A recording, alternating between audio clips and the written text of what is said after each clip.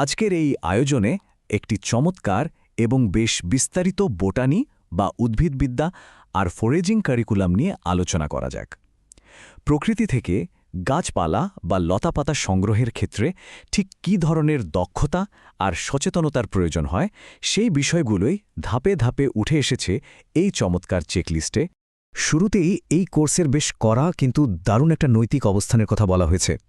বন্য পরিবেশ থেকে একটি গাছও সংগ্রহ না করে সমস্ত প্রজেক্টের জন্য পূর্ণ ক্রেডিট পাওয়া যেতে পারে।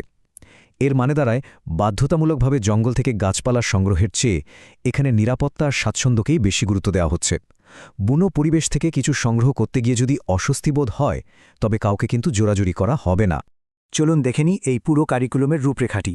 এখানে মূলত 4টি ধাপ রয়েছে: নৈতিকতা এবং নিরাপদে ফোরেজিং, প্রাকৃতিক জগতের নামকরণ, ফিল্ড বোটানি এবং অ্যানাটমি, এবং শেষে কিচেন বোটানি ও ভোজ্য ফুল।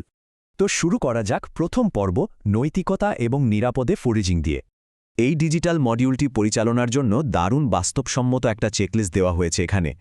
ভাবুন তো, বনের গহীনে যাওয়ার আগে প্রযুক্তির দিক দিয়ে প্রস্তুত থাকাটা কতটা জরুরি। তাই বলা হয়েছে প্রথমে অ্যাডোবি অ্যাক্রোব্যাটের মতো একটি পিডিএফ রিডার ইনস্টল করে ফাইলটি অফলাইনে খুলতে হবে। আর হ্যাঁ, পুরো প্রজেক্ট টাইপ করার আগে একটু সেভ করে পরীক্ষা করে নেওয়াটা কিন্তু একেবারে বাধ্যতামূলক। মজার ব্যাপার হলো এই প্রযুক্তিগত নির্দেশনার ফাঁকে ফাঁকে লেখকেরা বেশ চমৎকার একটু রসবোধের পরিচয় দিয়েছেন।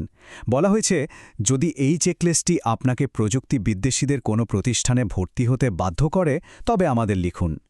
মানে ডিজিটাল পিডিএফ ফর্ম পূরণ করাটা যদি খুব বেশি ঝামেলার মনে হয় তবে পাড়ার কোনো কম বয়সী প্রযুক্তিতে পারদর্শী কারো সাহায্য নেওয়ার পরামর্শ দেওয়া হয়েছে হাসতে হাসতে। এবার আসা যাক সবচেয়ে গুরুত্বপূর্ণ দিকটিতে, প্লেজারিজম বা অন্যের কাজ চুরির বিরুদ্ধে একদম জিরো টলারেন্স নীতি। জমা দেওয়া প্রতিটি প্রজেক্ট যেন একেবারেই নিজস্ব বাস্তব অভিজ্ঞতার প্রতিফলন হয়, সেটাই আসল কথা। নিজের শব্দ ব্যবহার করতে হবে। অন্য জায়গা থেকে তথ্য মেলাতে কোনো বাধা নেই, কিন্তু শুধু কপি পেস্ট করাটা এখানে কোনোভাবেই মেনে নেওয়া হবে না। চুরি ধরা পড়লে পুরো প্রজেক্ট আবার নতুন করে জমা দিতে হবে। এরপর আমরা চলে যাচ্ছি দ্বিতীয় পর্বে, প্রাকৃতিক জগতের নামকরণ। এই মডিউলটি বেশ দারুণ একটা চ্যালেঞ্জ ছুড়ে দিচ্ছে। বলা হয়েছে প্যান্ট্রি বা নিজেদের বাগানের খুব পরিচিত 5টি উদ্ভিদ বেছে নিতে হবে। তারপর উইকিপিডিয়া বা অন্য কোনো টুলের সাহায্য নিয়ে সেগুলোর জেনাস, স্পিসিস এবং ফ্যামিলি সহ প্রথাগত বৈজ্ঞানিক নামগুলো মুখস্থ করে ফেলতে হবে। ট্যাক্সোনমি বা শ্রেণীবিন্যাসের এই অনুশীলনটা ঠিক কতটা সুনির্দিষ্ট তা এই উদাহরণটা দেখলেই বোঝা যায়। যেমন ধরুন, চিকুইডের মতো একদম সাধারণ একটা উদ্ভিদকে এর জেনাস, স্পিসিস এবং ফ্যামিলির মতো নির্দিষ্ট ক্যাটাগরিতে ভাগ করে এর বৈজ্ঞানিক পরিচয়টা নিশ্চিত করা হয়েছে। একেবারে নিখুঁত একটা পদ্ধতি, তাই না? এবার শুরু হচ্ছে আমাদের তৃতীয় পর্ব, ফিল্ড বোটানি এবং অ্যানাটমি। তাত্ত্বিক জ্ঞানের সাথে মাঠ পর্যায়ের দারুণ এক সমন্বয়। এখানকার মূল কাজটা হল এমন 3টি সপুষ্পক উদ্ভিদ খুঁজে বের করা যেগুলো সক্রিয় বৃদ্ধির মৌসুমে রয়েছে, অর্থাৎ সেগুলোতে চমৎকার ফুল ফুটে আছে। এরপর এগুলোর সামগ্রিক আকার, আবাসস্থল আর বৃদ্ধির ধরন খুব নিখুঁতভাবে বিশ্লেষণ করতে হবে। তবে এখানে লেখকেরা বেশ মজার কিন্তু খুব কাজের একটা সতর্কবার্তা দিয়েছেন। বলা হয়েছে ডেইজি বা অ্যাস্টার পরিবারের গাছগুলো এড়িয়ে চলতে। কারণটা কি জানেন?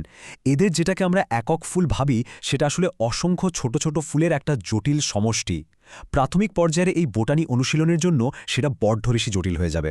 এখানে ইনফ্লোরেসেন্স বা পুষ্পবিন্যাসের বিষয়টা একটু পরিষ্কার করা যাক।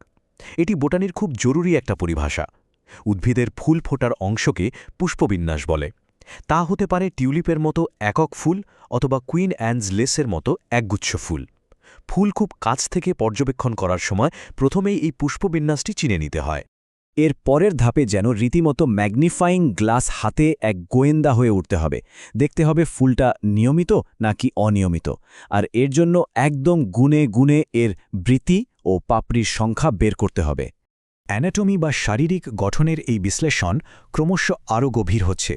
এখানে পুংকেশর, গর্ভকেশর, ডিম্বাশয় এবং গর্ভমুণ্ডের মতো প্রজনন অঙ্গগুলো খুঁটিয়ে দেখে ফুলটিকে নিখুঁত বা অপূর্ণাঙ্গ হিসেবে শ্রেণীবদ্ধ করার কথা বলা হয়েছে।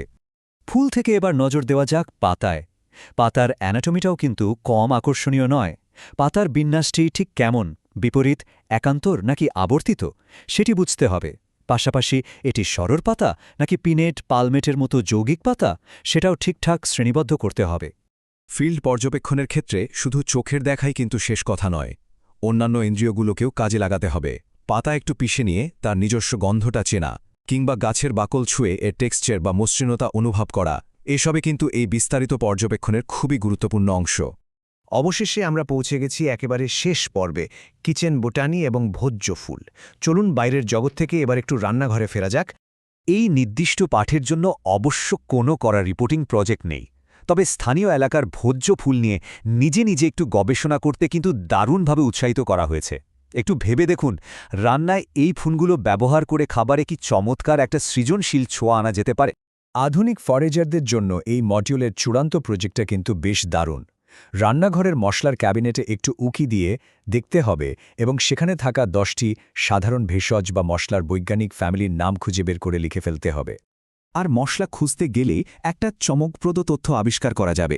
রান্নায় বা চায়ের জন্য আমরা যত ধরনের মশলা বা ভেষজই ব্যবহার করি না কেন, আশ্চর্যজনকভাবে এর বেশিরভাগই কিন্তু মাত্র 1 বা 2টি প্রধান বোটানিক্যাল ফ্যামিলির অন্তর্ভুক্ত, যেমন মেন্ট বা ক্যারেট ফ্যামিলি। রান্নাঘরের ভেতরের এই মজার কাজগুলো কিন্তু প্রাত্যহিক রান্না আর প্রথাগত বোটানিক্যাল পড়াশোনার মাঝে একটা দারুণ সেতুবন্ধন তৈরি করে দেয়। এটি মূলত বসন্ত বা গ্রীষ্মের জন্য নির্ধারিত একটি বৃহৎ কোর প্রজেক্টের প্রথম ধাপ। তো পুরো বিশ্লেষণটির শেষে এসে একবার ভেবে দেখা যেতে পারে নিজেদের রান্নাঘরে মশলার ক্যাবিনেটে অথবা ঠিক দরজার বাইরে ফুটতে থাকা নাম না জানা গাছগুলোতে ঠিক কী বোটানিক্যাল রহস্য লুকিয়ে আছে। আমাদের চারপাশের প্রাকৃতিক জগতের কত কিছুই না এভাবে অগোচরে পড়ে থাকে, যেগুলো শুধু একটু চিনে নেওয়া আর আবিষ্কারের অপেক্ষায় প্রহর গুনছে।